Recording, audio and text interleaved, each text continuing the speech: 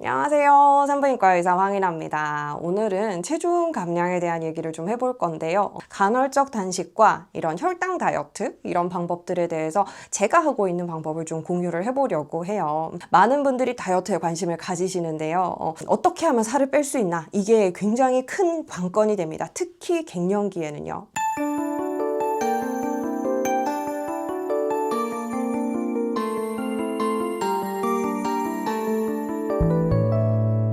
많은 여성들이 그래요. 평생 동안 다이어트를 하면서 살고 있잖아요. 나는 나름대로 이제 체형 관리를 하고 있고 식단 조절도 하고 있고 운동도 하고 있고 이런데 살을 빼기가 어렵다 이런 분들 굉장히 많습니다. 대부분이 아닐까 싶어요. 다이어트에 성공했다라고 생각하시는 분들이 많지는 않죠. 그리고 성공을 했더라도 유지어터 계속 이거를 유지하려고 노력하는 삶을 살고 계시죠. 그런데 이렇게 억지로 해오던 그 루틴이 갱년기가 되면서 굉장히 많이 달라집니다. 갱년기가 되면서 많은 분들이 얘기하시는 게 똑같이 먹고 똑같이 운동하고 내 생활이 하나도 바뀐 게 없는데 살이 계속 찐다고 말씀을 하세요. 그리고 나는 식단을 굉장히 조절을 하고 운동도 열심히 하고 있는데 살이 빠지지 않아요 라고 말씀을 하십니다. 그래서 이런 이제 관련되는 것들이 여러 가지 부분들이 있을 수가 있는데요. 일단은 갱년기가 되면서는요, 몸 전체의 대사가 좀 떨어진다고 봅니다. 칼로리가 모든 거를 다 설명을 해줄 수는 없겠지만 칼로리 개념으로 봤을 때 내가 어느 정도의 그 칼로리를 소모를 하는 몸을 가지고 있었어요. 그래서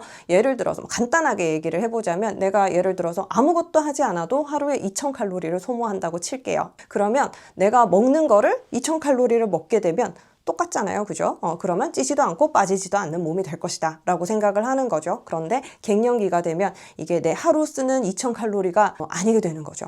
갑자기 1500칼로리, 1000칼로리로 바뀌게 됩니다. 그래서 내가 2000칼로리를 먹어서 유지하던 이 상황을 계속 이어갈 수가 없는 거예요. 여분의 칼로리가 생기면서 이거를 이제 체지방을 축적을 하는데 쓰이게 됩니다. 살이 찌게 되죠. 그래서 이런 경우들이 대부분이에요. 많은 분들이 이렇습니다. 내가 갱년기가 됐는데 살이 전혀 찌지 않아요. 체중 변화가 없어요. 이런 분들이 드물어요. 거의 적게는 1, 2kg에서 많게는 5kg 이상, 10kg 이상까지도 찌는 분들이 많습니다. 그러면서 이런 변화가 일어나면서 고혈압이 생긴다든지 고지혈증이 생긴다든지 이런 질환들이 함께 나타나기 시작을 해요. 그러면 굉장히 당황스럽죠. 그리고 원래 날씬하시던 분들도 갱년기가 되면서 갑자기 살이 찐다라는 분들이 있어요. 나는 평생 운동도 안 하고 살았고 먹는 것도 실컷 먹어도 살이 찐 적이 없어 하시는 분들이 갱년기가 되면 살이 찝니다. 그러면서 굉장히 당황스럽죠. 그러면 어찌해야 될지를 모르시더라고요. 제가 지난 영상들에서도 여러 번 말씀을 드린 적이 있는데 운동을 해서 살을 빼려는 노력을 가장 먼저 하시거든요.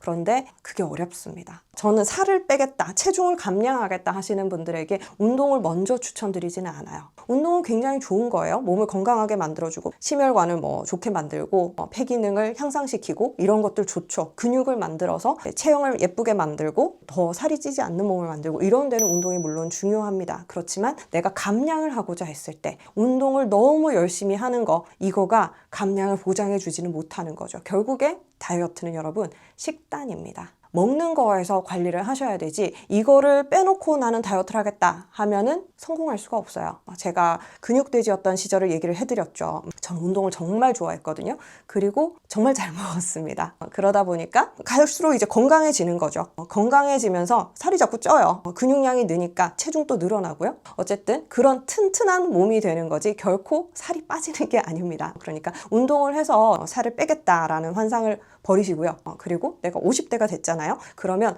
운동을 하기에도 그렇게 적합한 몸이 아닐 수 있습니다. 무릎도 아프고요. 어깨도 아프고요. 여기저기 아프기 시작하죠. 그리고 갑자기 어떤 운동을 시작한다라는 거는 쉽지가 않아요. 특히 갱년기 증상들, 열이 오르락내리락 거리고 잠도 잘 못 자고 여기저기 관절이 쑤시고 이런 상태에서 새로운 운동을 시작을 해서 익혀나간다는 거 그거는 굉장히 어려운 일입니다. 그래서 스트레스만 많이 받아서 약간 보상심리 때문에 더 먹게 되기도 해요. 그래서 운동을 내가 열심히 했으니까 2시간, 3시간이나 운동을 했으니까 난 이제 먹어도 되겠지 라고 생각하면서 더 잘 드시는 거예요. 그러면 결과적으로 살이 찝니다. 그래서 운동으로 먼저 시작을 하지 마시고요. 운동은 그냥 가볍게 하세요. 내 몸에 그런 활력을 좀 올린다라는 생각 정도로, 그리고 내가 활동 범위를 조금 늘린다. 내가 뭐 차를 좀 멀리 세워놓고 걸어온다든지, 아니면 뭐 자가용 대신에 대중교통을 이용을 한다든지, 산책을 뭐 10분, 20분 한다든지, 계단을 좀 걸어 올라간다든지, 이런 것들을 하시라는 거지, 처음에는 운동을 빡세게 하는 거 저는 권하지 않아요. 그냥 먹는 양을 줄이세요. 이렇게 얘기를 하죠. 그래서 지난 영상들에서도 계속 먹는 거를 줄여야 한다라고 말씀을 드리고 있는데요. 그런데 어떤 분들은 이렇게 얘기를 하세요. 저는 먹는 양을 최대한 줄였어요. 이 이상 더 줄일 수는 없어요. 저는 정말 조금 먹고 있어요. 그래서 더 줄일 수는 없다고 말씀을 하시기도 하거든요. 그러면 이런 분들은 먹는 방법을 바꿔야 합니다. 그래서 내가 먹고 있는 양은 적지만 이게 살을 찌게 만드는 그런 종류의 음식일 수 있고요.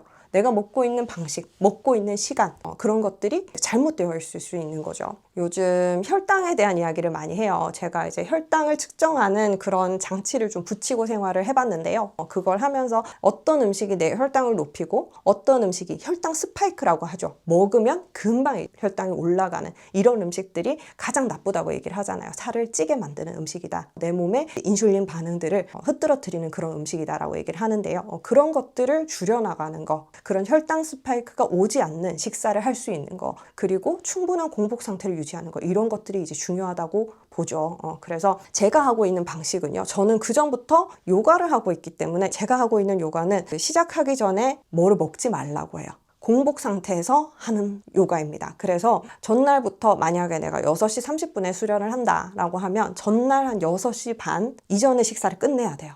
12시간 공복을 유지를 한 다음에 수련을 시작을 하는 거예요. 그래서 요가적인 측면에서는 위장에 음식이 들어있는 거, 이런 것들을 이제 방지하려고 하는 부분이 있죠. 그렇지만 결과적으로는 이게 일종의 간헐적 단식이었던 거죠. 12시간 동안 금식을 하고 요가 수련 한 2시간 정도 하거든요. 그러면 14시간, 15시간 금식이 되는 거예요. 그리고 나서 밥을 먹거나 가볍게 요기를 하거나를 하는데요. 제 경험상 이렇게 이제 금식을 하고 수련을 한 이후에 그렇게 배가 고프지 않아요. 우리가 오랫동안 이제 공복을 유지하면 굉장히 배가 고플 거라고 생각을 하잖아요. 그런데 생각보다 그렇지 않습니다. 그리고 운동을 하는 데 있어서 더 뭐 퍼포먼스가 떨어진다든지 뭐 배가 고파서 뭐를 못한다든지 그렇지가 않아요. 생각보다 괜찮습니다. 제가 연속 혈당 측정기를 붙이고 또 요가를 해봤는데요. 이게 공복 상태에서는 혈당이 좀 낮게 유지가 되다가 우리가 갑자기 에너지를 써야 되는 상황이 됐잖아요. 그럴 때는 오히려 좀 혈당이 올라가더라고요. 운동을 할 때, 운동도 조깅이라든지 걷기라든지 이런 걸 할 때는 혈당이 좀 낮아지는 편이고요. 그런데 이런 갑자기 힘을 써야 되는 운동들을 할 때는 테니스를 칠 때도 그렇고 요가를 할 때도 그렇고 혈당이 일시적으로 약간 올라갑니다. 그리고 나서 운동이 끝나면 다시 좀 정상 상태로 떨어져요. 올라간다고 해서 우리가 혈당 스파이크 올라가듯이 그렇게 올라가지는 않습니다. 어쨌든 그런 식으로 이제 내가 운동을 할 수 있는 그런 상태를 만들어주고 다시 원상태로 회복되고 이렇게가 되지, 올라갔다 떨어졌다가 심하지는 않아요. 어쨌거나 이렇게 운동을 하고 나도 생각보다 그렇게 식욕이 생기거나 빨리 먹어야 된다는 생각이 들거나 그렇지는 않아요. 그러면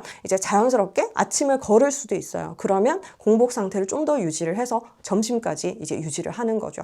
저도 모르는 사이에 어느 정도 이제 간헐적 단식을 하고 있었던 거죠. 그랬을 때는 생각보다 식욕이 그렇게 막 당기지도 않고요. 먹고 싶은 게 많거나 배고픔이 심하거나 그렇지가 않아요. 그래서 그런 상태를 좀 유지하면서 갈 수가 있으면 어느 정도 식탐 같은 것도 좀 조절할 수 있고 좋은 점들이 있더라고요. 그리고 공복 시간이 길어지면 길어질수록 우리 몸은 좀 좋은 방향으로 지방을 연소시키고 뇌에서도 이제 케톤을 사용하는 방식으로 좀 전환이 되고 그래요. 그래서 우리가 몸에 있는 에너지를 더 적절하게, 더 살이 빠지기에 적당한 방식으로 사용을 하게 됩니다. 그러면 살이 빠지기 좀 좋은 몸이 되죠. 덜 찌게 돼요. 그래서 저는 살이 너무 빠지지 않는다, 나는 뭐 식욕이 너무 많이 생긴다, 이 이상 뭐 식단을 더 할 수는 없다라는 분들에게는 먹는 시간을 좀 바꿔서 간헐적 단식 해보는 거를 권유를 드리고요. 혈당 스파이크를 확 올리지 않는 방법들에 대해서도 말씀을 드리는데요. 식사를 할 때 뭐 고기나 채소 같은 거 먼저 먹고 탄수화물 먹어라, 이런 얘기 많이 들어보셨죠. 밥을 한 숟가락 떠먹기보다는 반찬을 먼저 먹고 밥을 먹어라, 이런 얘기도 합니다.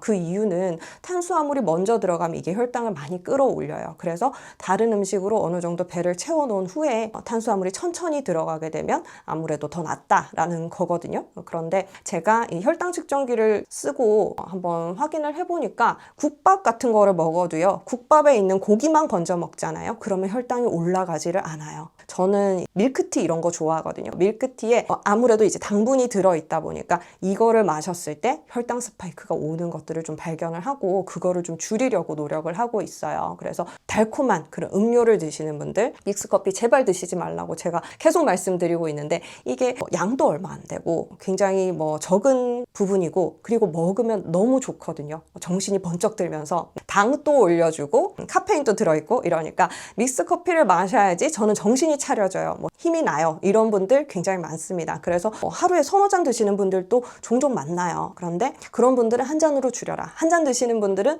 웬만하면 드시지 말라라고 말씀을 드리죠. 어쨌거나 내가 공복에 먹는 이런 믹스커피는 정말 혈당 스파이크 많이 오게 만듭니다. 그랬을 때 살이 찌는 상태가 되는 거죠. 혈당 스파이크가 오고 나면요, 급하게 혈당이 올라갔다가 다시 떨어지잖아요. 그 이후에는 극심한 배고픔이 찾아옵니다. 그렇기 때문에 내가 이거 별거 아닌 것 같아, 양도 얼마 되지 않아 라고 생각하고 마셨던 이런 음료가 결국 내 이후에 식사들을 망치고 있다는 걸 좀 인식을 하셨으면 좋겠어요. 더 많이 배가 고프고요, 더 많이 먹고 싶고요. 그래서 먹어도 이게 금방금방 또 소화가 되고 금방 다시 배고픔이 찾아오는 이런 느낌을 느끼게 됩니다. 그래서 계속 이제 공복을 유지하면서 좀 지내보시면 약간만 먹어도 이제 배부른 거를 느낄 수 있는 반면에, 이런 식으로 혈당이 올라갔다 떨어졌다 이런 상황이 이제 극심하게 왔다 갔다 하게 되면 배고픔도 심하고 먹어도 어떻게 충족이 안 되고 그런 상태가 되실 수가 있어요. 그래서 먹는 방식 그리고 먹는 종류 굉장히 신경 쓰셔야 되고요. 믹스커피, 바닐라 라떼,